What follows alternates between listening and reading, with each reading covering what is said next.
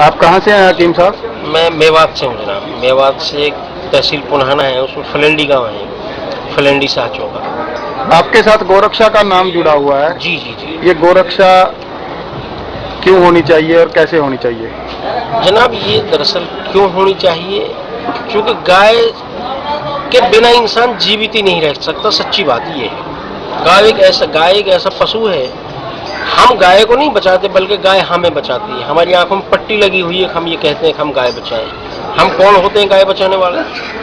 गाय नहीं रही तो ये दुनिया ही नहीं रहेगी। मैं नहीं कहता ऐसा, ऐसा वेद कहते हैं, ऐसा कुरान कहती है, इस्लाम का कानून कहता है। के जो गुण हैं जी उनके बारे में कुछ बताइए।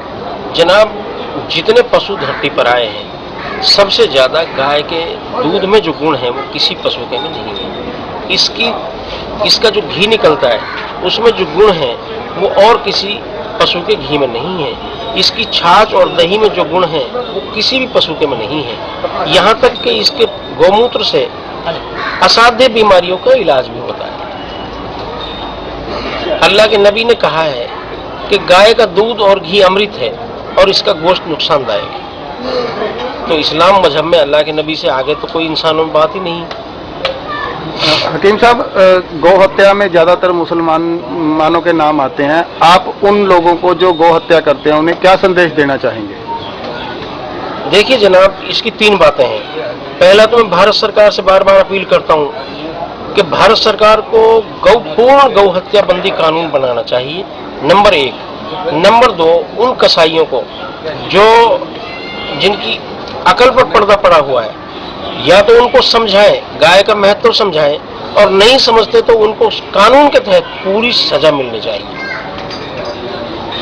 और जो ये बकरीद पे गाय काटने का प्रावधान कहते हैं, उसके बारे में आप क्या कहते हैं? दरअसल जनाब, पहली बात तो ये है कि शरीयत में कहीं भी ऐसी कंडीशन नहीं लगाई कि गाय की ही कुर्बानी होनी जरूरी है। कहीं भी ऐसी कोई शर्त नहीं है। बल्कि मैंने तो पिछले दिनों दारुल उलूम देवबंद से फतवा भी जारी कराया था कि बकरा ईद के मौके पर मेहरबानी करके मुसलमान गाय की कुर्बानी ना करें।